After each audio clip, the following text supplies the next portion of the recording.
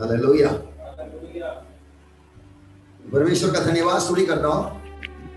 और एक बार प्रभु की संगति में आने के लिए हर विपरीत उल्टा मुसीबत की परिस्थितियों के बीच में भी हमें संभालने वाला परमेश्वर, में चलाने वाला परमेश्वर हमारे साथ है। जैसे लाल समुद्र के सामने मूसा को बोला, तू क्या चिल्ला रहा है, आगे बढ़। वो आवाज हमारी जिंदगी में हर पल सुनने का प्रत्याशा रखकर आज हम वचन की ओर देखेंगे। परमेश्वर का वचन, परमेश्वर को जब तक हम ना पर्सनली मिले तब तक हमारे लिए परमेश्वर का प्रतिनिधि है, हमारे परमेश्वर के साथ का जोड़ने वाला वो कड़ी है, वो रस्सी है, वो धागा है जिसको पकड़कर हम चलते रहेगा। उसके दूसरे अंत में विश्वास के साथ हम चलते चलते उन्हें मिलने वाला है। ये बात याद रखे। आज हम परमेश्वर का वचन से एक भाग हम देखेंगे। मैंने स्क्रीन में आपके लिए दिखाया है। पुराना नियम के इतिहास के अंदर से, पुराना नियम के इतिहास की बातों को पढ़ने की जरूरत को 2 मिनट बोल के मैं आगे बढ़ूंगा। याद रखो, पुराना नियम में परमेश्वर ने लोगों को चुना था और अंदाज 4000 साल उनके साथ व्यवहार किया। ये व्यवहार की कहानी हमें नया नियम में इतना नहीं मिलते, क्योंकि नया नियम में शुभ समाचार का संदेश का जोश दिया गया। इसलिए हम पुराना नियम में जाके परमेश्वर ने राजा लोगों को, नोहा जैसे लोगों को, आदम से अनेक अनेक भविष्यवक्ताओं के द्वारा कैसे बात किया, उनका बातों को सुनने वाला ना सुनने वाले को क्या हुआ, इन बातों को हमको समझ में आ गया। हम परमेश्वर को ज्यादा पहचानने में आ जाते।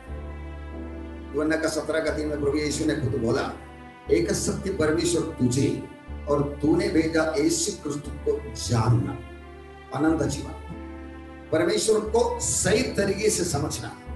याद रखो, एक सुपर शक्ति है करके बोलने वाला है दुनिया के अधिकांश लोग, लेकिन वो है कौन, उन्होंने क्या किया, वो क्या क्या करने वाला, इन बातों के बारे में अज्ञान रखने वाला एक लोगों के बीच में प्रभु ने हमें चुना।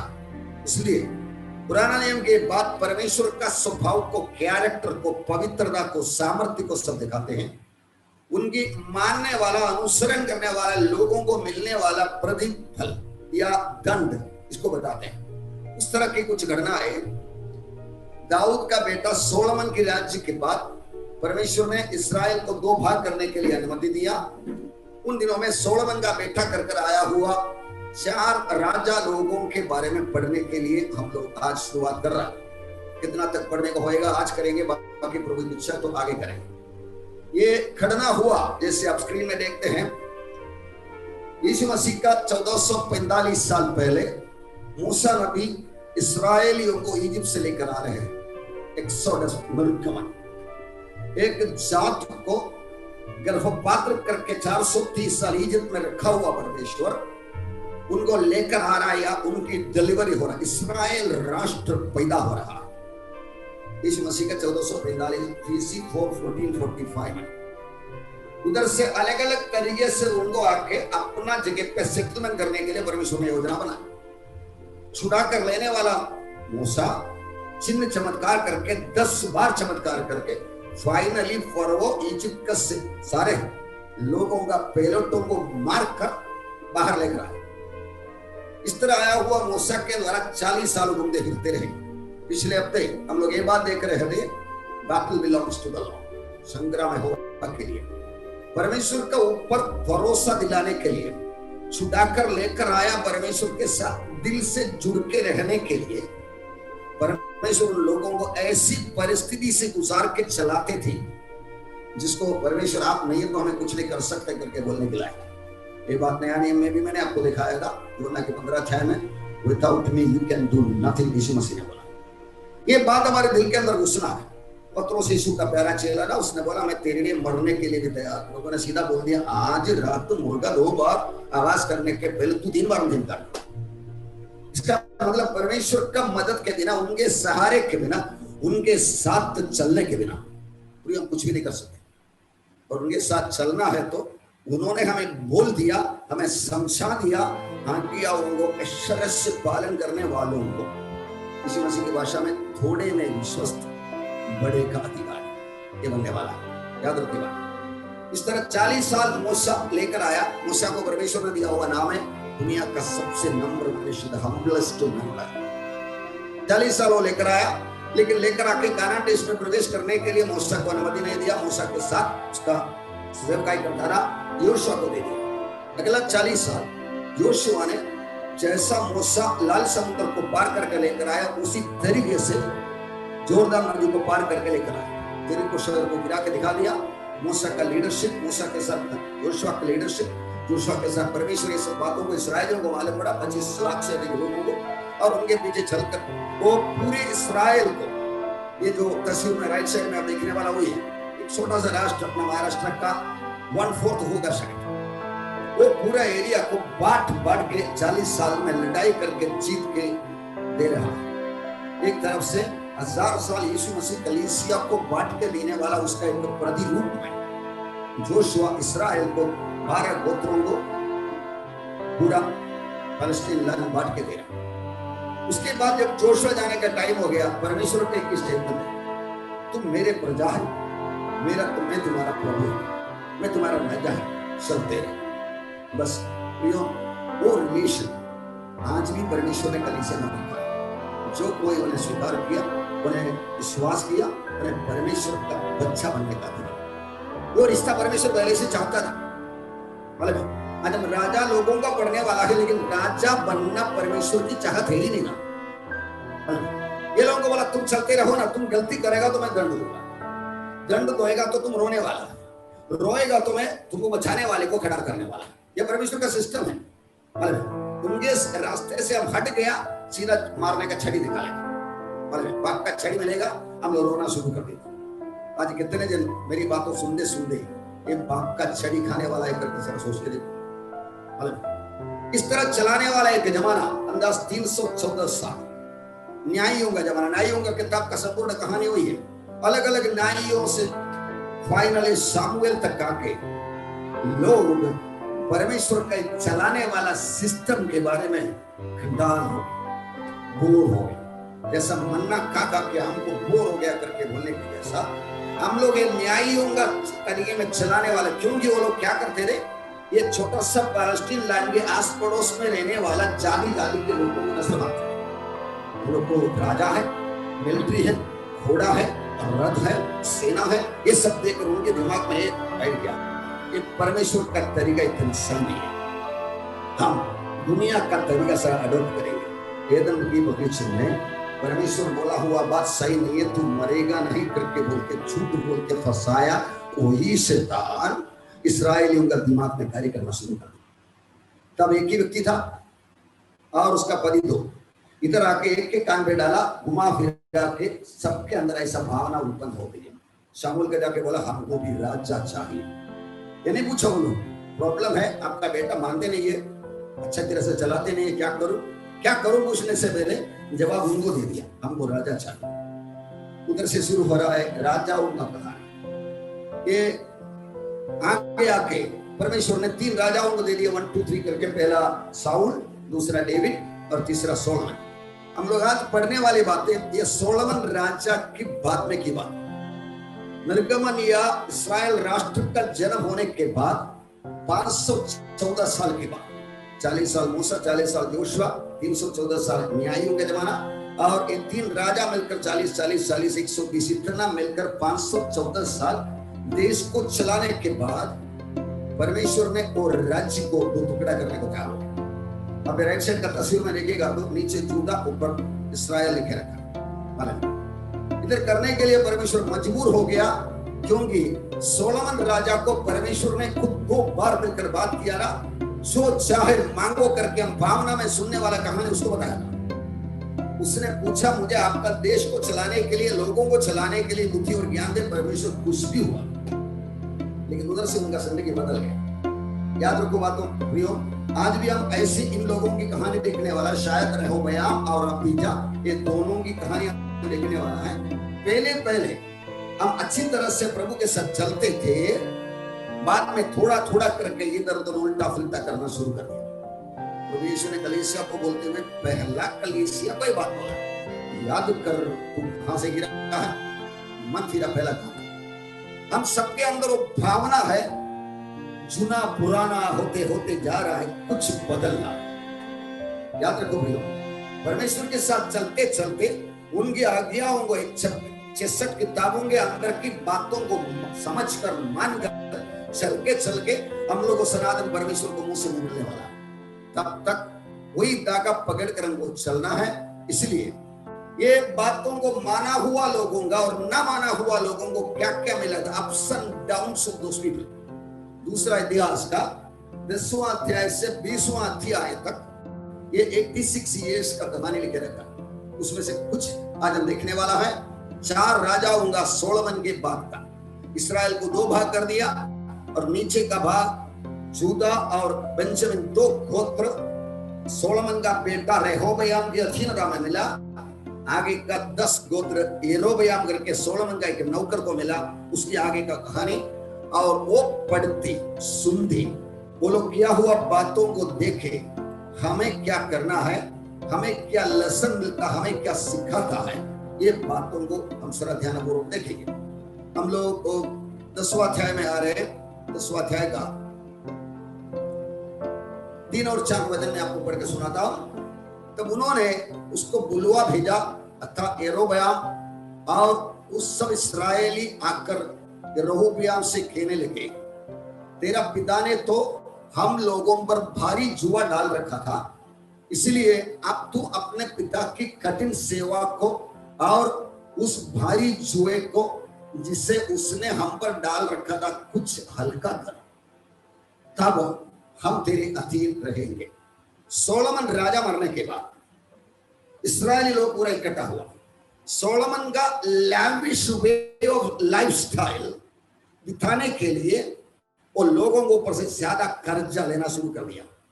जरा अपना इतिहास में सोच के देखो, when the authorities come, governments come, either democracy or kingdom or whatever style, when they want to live in their own lifestyle, वो लोग को कहां से मिलेंगे पैसा? प्रजा से देना पड़ेगा, इसलिए प्रजा के ऊपर टैक्स देना शुरू करेगा। अधिकार उनके पास है, ताकत उनके पास है, इसलिए करना है। ये बात से आखिरी दिनों में, सोलोमन के आखिरी दिनों में पब्लिक परेशान हुए थे, इस्राएली परेशान हुए थे। इसलिए जैसा वो मर गया, उसका बेटा रेहोबयाम राजा बनने को जा रहा है, तब जाके बोला, आप ऐसा करो, तेरे पिता ने तो हम लोगों पर भारी जुआ डाल रखा था, इसलिए अब तू अपने पिता की कठिन सेवा को और उस भारी जुए को जिसे उसने हम पर डाल रखा है। सोलोमन की अच्छी अच्छी बातों को सुना, लेकिन ये भी बात है, उसका 1000 बीवियां थे, 700 तरह के केलियां थे, कुछ हल्का कर, हम तेरे अधीन रहेंगे। अब ये बात को सोलोमन राजा का बेटा के जगह पे आप सरा बैठ के देखो, क्या जवाब देंगे? पूरे इस्राएल का राजा बनकर अभिषेक हो रहा।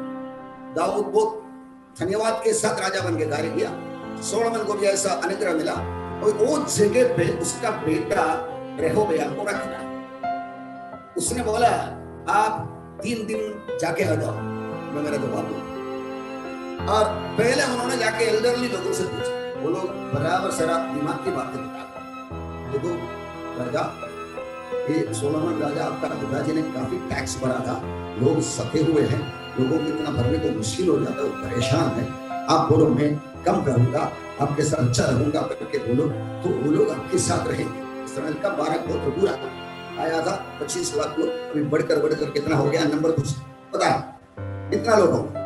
लेकिन उनसे बात करने के बाद ये राजा 41 उम्र का राजा जाके अपना दोस्त लोगों के साथ व्यवहार किया।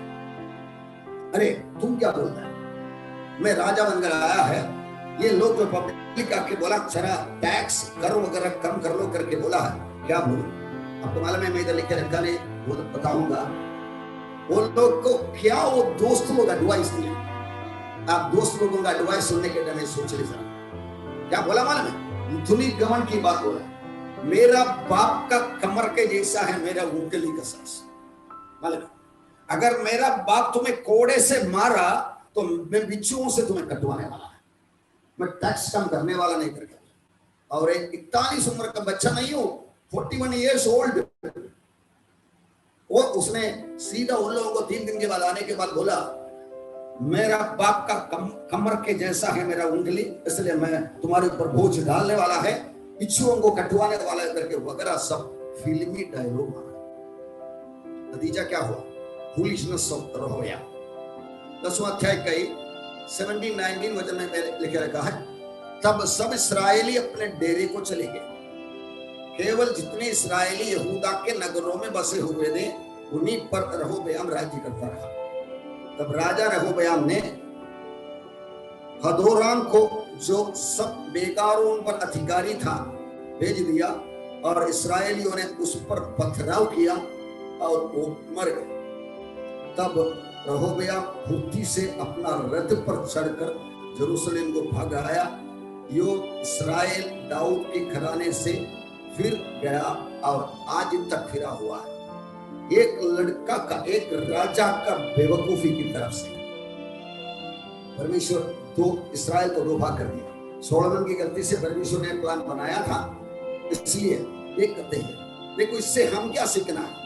अधिकार मिला, संपत्ति मिला, तंदुरुस्ती मिला, सौंदर्य मिला, पॉपुलैरिटी मिला, सेलिब्रिटी बना, ये सब हो सकते हैं हमारी जिंदगी में, लेकिन हमें ये सीखना जरूरी है ये सब मुझे गिफ्ट मिला, जो दिया हुआ उनकी सेवा में ये मुझे इस्तेमाल करना है। ये समर्पण जब तक आपके पास नहीं रही है, आपका सौंदर्य को देखकर आपको कुछ लगेगा, 4 दिन मेरे को देखता है मैं कुछ अजीब हूं, ऐसा लगेगा।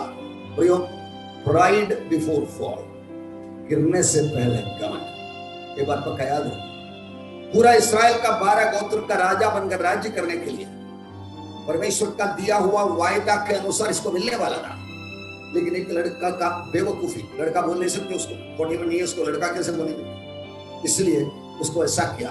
और आगे इस्राएल गोत्र अलग हो गया, जो 12-10 झुंड नॉर्थ में रहने वाला था वो अलग हो गया, साउथ वाला 2 को चला क्यों रहा, लेकिन फिर उसका इज्जत की कचरा हो गया ना। आगे क्या किया, उसने लड़ाई का प्रोग्राम बनाया। 11वां अध्याय में उसने प्रोग्राम ऐसे बनाया, तब रहोबयाम यरूशलेम को आया, तब उसने यहूदा और बिन्यामीन के घराने को, जो मिलकर 1,80,000 अच्छे योद्धा थे, इकट्ठा किया कि इस्राएल के साथ युद्ध कर ले, जिससे राज्य रहोबयाम के वश में फिर आया। मतलब सेना को लेकर, अधिकार है ना, सेना को लेकर राज्य करने के लिए आया। तब यहोवा का ये वचन परमेश्वर के भक्त शमया के पास पहुंचा। शमया करके एक भविष्यवक्ता, याद रखो आज भी कलीसिया के द्वारा देश को कुछ बताना है तो पुराना नियम में जैसे बात किया उससे भी अधिक तरीके से परमेश्वर बात करना चाहता। एक व्यक्ति शमया के द्वारा परमेश्वर ने राजा लोगों को जाके बताया, खास करके जुदिया का राजा रहोबयाम को बोला, ये जो 2 टुकड़ा हो रहा है, अलग हो रहा है, मेरा मर्जी है, तुम मुझसे लड़ने के लिए निकल मत, ऐसा करके बोल के गया।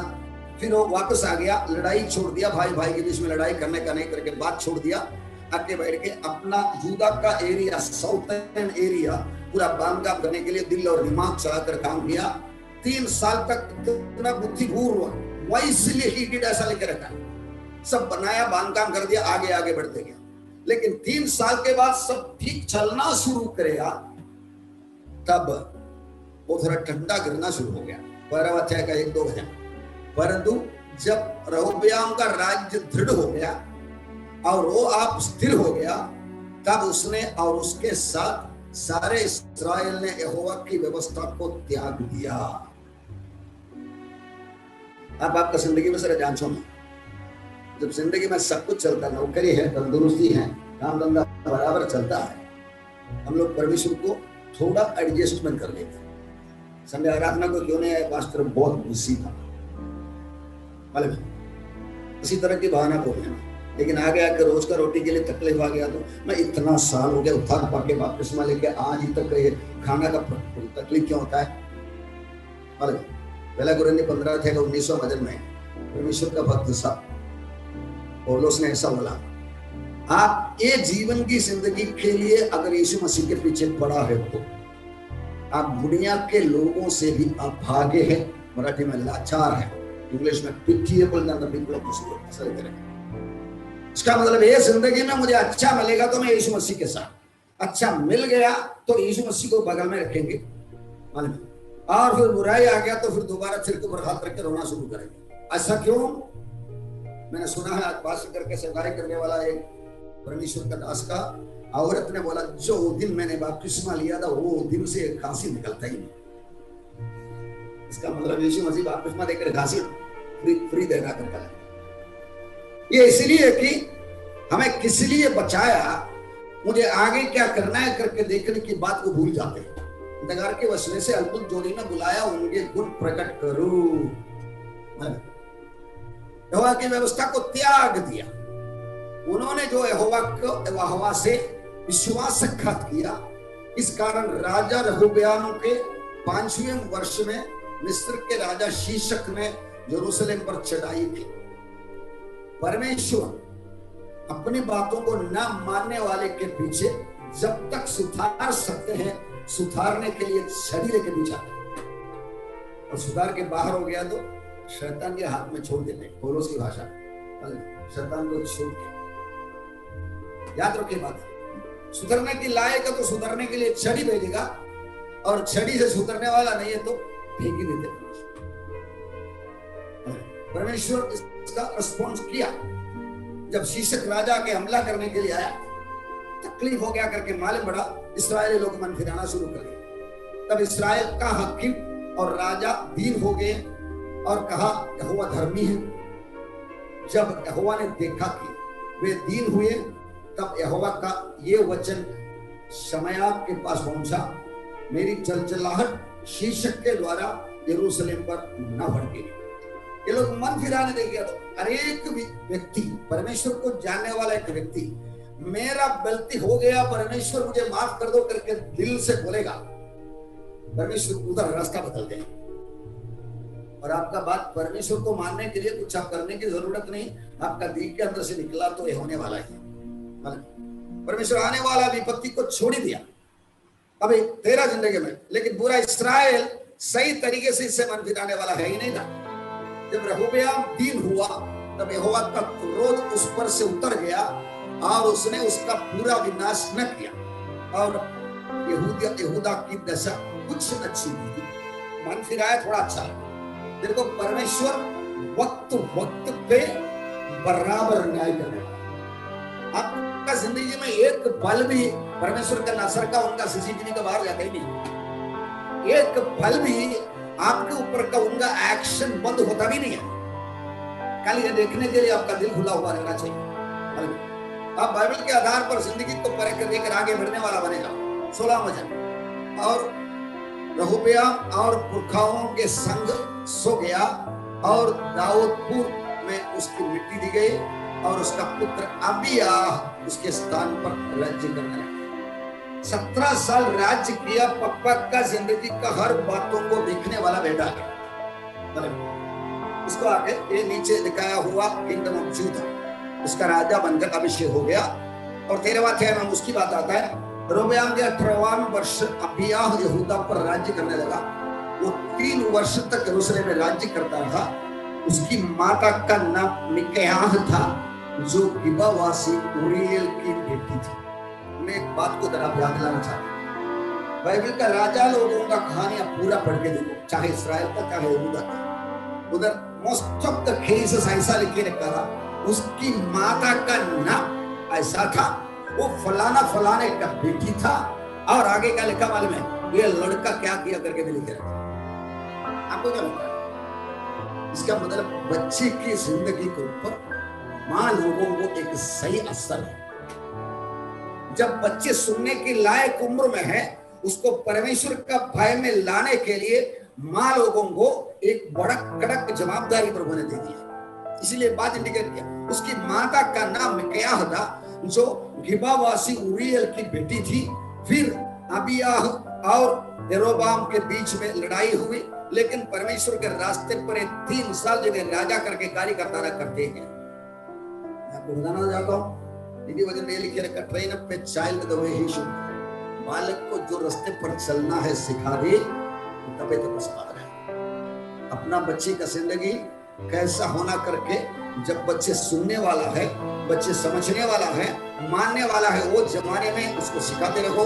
बुढ़ापे में आपको रोना नहीं पड़ेगा, बुढ़ापे में उनका मार आपको खाना नहीं पड़ेगा। 13वां अध्याय में आगे बढ़ेंगे हम लोग। अबिय्याह ने तो बड़े योद्धाओं का दल अर्थात 4 लाख सटे हुए पुरुष को लेकर लड़ने के लिए पांडु बनाए। जब बाप के जमाने में लड़ाई होने वाला था, परमेश्वर इंटरफेयर करके उसको कैंसिल कर दिया। लेकिन जब बेटा का जमाना आ गया, दोबारा यरोबयाम उसके लिए लड़ाई के लिए तैयार होता है। यरोबयाम ने 8 लाख और अबिय्याह के पास 4 लाख छटे हुए पुरुष जो बड़े शूरवीर थे, लेकर उसके विरुद्ध पांदी बांधी। इस्राएलियों का 2 गोत्र के बीच में लड़ाई के लिए तैयारी हो रहा है। 4 लाख एक साइड में, 8 लाख दूसरे साइड में। बाप के बच्चे लोग आपस में लड़ने के लिए आ रहा है। आपको कुछ लग रहा है आज हमारी कलीसिया में क्या चल रहा है? ये पुराना नियम की सारी कहानियां के निशानी में कलीसिया के अंदर आपको देख सकते। तब अबिय्याह समारेम नामक पहाड़ पर, जो एफ्राइम की पहाड़ी देश में है, खड़ा होकर कहने लगा, हे यरोबाम, ये सब इस्राएलियों मेरी सुनी। 2 गोत्र का, जूदा और बेन्यामीन गोत्र का सदेम साइड, दक्षिण साइड में रहने वाला छोटा एरिया का राजा रहोबयाम, उसका बेटा अबिय्याह पहाड़ के ऊपर करके पूरे लोगों को चिल्लाकर बता रहे। इस टाइम के जैसे कम्युनिकेशन सिस्टम भी कुछ है ही नहीं, माइक्रोफोन भी है ही नहीं, इलेक्ट्रिसिटी भी है ही नहीं, तो चिल्लाकर बता रहा है। ये बताने वाली बातें पढ़ के देखिएगा, अब पढ़ के देख रहा हूँ बाइबल के अंदर से, आपको स्टेफानोस की भाषण के जैसा सुनाई देगा। स्टेफानोस एक की भाषण की, वो भाषण के अंत में वो बोला, देखो यीशु परमेश्वर का पवित्र स्थान की दाई में खड़ा हुआ, मैं देख रहा हूं करके बोल दिया। पब्लिक मुंह बंद कर दिया, कान बंद कर दिया, चिल्ला के आके उसको पकड़ के लेकर आकर मारा। उसी भाषण, उसी तरीके से एक भाषण सुना दिया, वो भाषण का नतीजा भी निकला। उधर स्तेफानोस को शहीद बनाया, तो इधर क्या हुआ मालूम? परमेश्वर ये बातें सुनने रहे, क्या क्या बातें करता रहा, वो उसका संक्षिप्त में इधर लिख रखा है। क्या तुमको ना जानना चाहिए कि इस्राएल के परमेश्वर यहोवा ने नमक वाली वाचा बांधकर दाऊद को और उसके वंश को इस्राएल का राजा सता के लिए दे दिया है। दाऊद को वायदा दिया ना, तेरे औलादों को मैं बिठाएंगे और एक आके सनातन राज्य स्थापना करेंगे करके वायदा किया। इसको सॉल्ट एग्रीमेंट, नमक वाली वाचा करके लिखे रखा है। तो भी नाबाद का पुत्र यरोबयाम, जो दाऊद के पुत्र सुलेमान के कर्मचारी था, वो अपने स्वामी के विरुद्ध उठा है। वो पहाड़ में खड़ा होकर सोलोमन का बेटा अबिय्याह बात कर रहा है, चिल्ला के बात कर रहा है इस्राएल को सुनने के लिए। उसके पास हल्के और अच्छे मनुष्य इकट्ठा हो गया। यरोबयाम उसके खिलाफ लड़ने के लिए आया, इकट्ठा हो गए। और जब सुलेमान का पुत्र रेहोबयाम लड़का और उलट मन का था, मतलब छोटा था, उसको डिसीजन लेने के लिए होता नहीं था, इसलिए बुजुर्गों को बात सुनना नहीं, लेकिन जवान लोगों का बात सुना। ये बातें कबूल कर रहा, मेरा बाप ने किया हुआ गलती वो लड़का कबूल कर रहा है। उनका सामना न कर सकता, तब वे उसके विरुद्ध सामर्थ्य हो गए। आगे क्या बोलता है? देखो, हमारे संग हमारा प्रधान परमेश्वर और उसके याजक तुम्हारे विरुद्ध सांस बांधकर भूखने को दुरहिया लिए हुए भी हमारे साथ है। हे इस्राएलियों, अपने पूर्वजों के परमेश्वर यहोवा से मत लड़ो, क्योंकि तुम सफल ना होगे। 8 लाख सेना वाले को 4 लाख सेना वाले का राजा बोल देगा। हम लोग यरूशलेम में है, परमेश्वर का मंदिर इधर है, लेवी गोत्र का स्तुति आराधना करने वाले लोग हैं, आज्ञाएं पालन करने वाले याजक लोग हैं, सबके साथ हम लोग हैं। लेकिन तुम लोग उधर जाके बछड़ा बना दिया, क्योंकि यरूशलेम में आने के लिए लोग आएगा तो मेरा पब्लिक चले जाएगा करके बोल के उसको उधर ईश्वर को, भगवान को बना के दिया, जैसा आरोन ने बना के दे दिया। ये सब दिखा के इधर का राजा, 4 लाख वाला राजा चिल्ला के पहाड़ के ऊपर से बात कर रहा। जब यहूदियों ने पीछे मुख फेरा तो देखो कि हमारे आगे और पीछे दोनों और लड़ाई होने वाली। अब उन्होंने यहोवा की दुहाई दी और याजक तुरहियां भूखने लगे। ये 4 लाख वाला जब लड़ाई के लिए मजबूरी से निकलना पड़ा, निकल के देखा तो षड्यंत्र करके वो लोग का काफी लाख लोग सामने और काफी पीछे आ गया। तब अबिय्याह को मालूम पड़ा खत्म होने वाला है। तब वो लोग प्रार्थना की, याजक तुरहियान को भूखने लगे। पिछले हफ्ते मैंने आपको वर्ड बोला था, battle belongs to the lord. 4 lakh वाला 8 लाख से लड़ने को जाने के टाइम क्या बोलता है? तुरहियान भूखते हैं। मतलब आपका सेना उतरेगा नहीं है तो हम लोग खत्म होने वाला है। परमेश्वर लड़ाई के वातावरण में गैलोस गले में लटकाने वाला वक्त आ गया। तब यहूदी पुरुषों ने जय जयकार किया, और जब यहूदी पुरुषों ने जय जयकार किया तब परमेश्वर ने अबिय्याह और यहूदा के सामने यरोबाम और उस इस्राएलियों को मारा। तब इस्राएली यहूदा के सामने से भागे और परमेश्वर ने उन्हें उनके हाथ में कर दिया। अबिय्याह और उसकी प्रजा ने उन्हें बड़ी मार से मारा, यहाँ तक कि इस्राएलियों से 5 लाख छटे हुए पुरुष मारे गए। परमेश्वर का बच्चे लोग, इस्राएल का गोत्र के लोग, 5 लाख लोग मारे गए। हमारे एक बच्चे को तकलीफ आ गया था, इसलिए मैं मनुआ के उसका बहन की बीमारी के बारे में बोल रहे थे। उसका पापा भी रो रहे थे, वो भी रो रहे थे। अगर 5 लाख लोगों को मर्डर करने के लायक एक युद्ध आ गया, परमेश्वर को कुछ नहीं लगता। आपस में बिना मतलब से झगड़ा करके मारो, एक बार ने आगे भी कई बार हुआ। परमेश्वर के बच्चे लोगों में से 5 लाख लोगों को मर्डर कर दिया। उस समय तो इस्राएली दब गए और यहूदी इस कारण प्रबल हुए कि उन्होंने अपने पितरों के परमेश्वर यहोवा पर भरोसा रखा। मैं तो मेरी बात बंद करना चाहता हूं, क्या आगे इस तरह बंद रखो। हमारी जिंदगी में इस तरह की कितना कितना बातें हो रहा है, आपको पवित्र आत्मा याद दिलाया ही है। मैं विश्वास करता हूं हम जिंदगी में कुछ आशीष पाने के बाद अपने घमंड के द्वारा, अपने केयरलेसनेस के द्वारा, अपना बेफिक्र परमेश्वर से हटके जीने के तरीके में हम क्या क्या मुसीबतें हमारे जिंदगी में लेकर आए। Inviting trouble into our personal life because of our carelessness, our pride, अपना घमंड, इस तरह की बातों से। इधर बोलना नहीं चाहिए था, बड़ा बड़ा बोल बच्चन बात किया। इधर बोलना चाहिए था, इसलिए हिम्मत नहीं मिला। जिंदगी एक अच्छा परीक्षा का मंडल है। प्रमोशन पाने के लिए बच्चे परीक्षा लिखने के लायक। जिंदगी में हर पल परमेश्वर हमको आजमाते रहता है। ये राजा लोगों की कहानी आप दिल लगाकर पढ़ते रहेगा। दूसरे इतिहास का 10वां अध्याय का 11वां अध्याय का 12वां अध्याय पढ़ के देखो। आगे और 2 राजाओं को देखने वाला है अगला। याद रखो ये सब हमारे लिए पहले कुरिन्थी के 10वां अध्याय में लिखे रखा है। ये सब बातें जो उनकी जिंदगी में हुआ है, अंतिम दिनों में आया हुआ हमारी बुद्धि उपदेश के लिए लिखा है। मिलकर एक छोटी सी प्रार्थना करेंगे। आप दूर रहने वाले, नजदीक रहने वाले, उचित नहीं है, काफी थोड़ी लोग हैं, दिल से एक बात मैं आपके साथ प्रार्थना करना चाहता हूं। धन्यवाद परमेश्वर, अब्बा पिता, ये जो घटना हो गया आपके बच्चों के, चुने हुए बच्चों के जिंदगी में, उस तरह मेरे भी जिंदगी में काफी बातें हैं। मैं आज आपके वचन के सामने मेरा जिंदगी आपके सामने रखा। मुझे कुछ इलाके में बदलना है, मेरा सोचने का तरीके में, ढंग में बदलना है। मुझे कृपा करें। याद कर तू कहां से गिरा, मन फिरा, पहला काम करके आपने बोल दिया वो बात, प्रभु यीशु ने बोल दिया वो बात मैं याद करता हूं।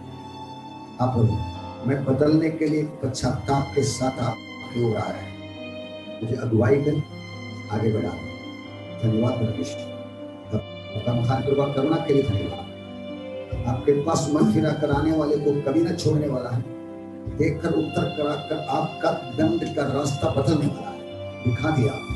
इसके लिए भी धन्यवाद। मेरी जिंदगी में आज तक मैं टिका हुआ है इसलिए कि आपका दया, जब मैंने मेरी गलती कबूल कर दिया आप बदलने के लिए तैयार उतरा, इसलिए धन्यवाद। हम सबको, सुनने वाले हर एक को आपके हाथों में रख लेते हैं। ये प्रार्थना प्रभु यीशु का नाम लेकर पिता परमेश्वर, आमीन।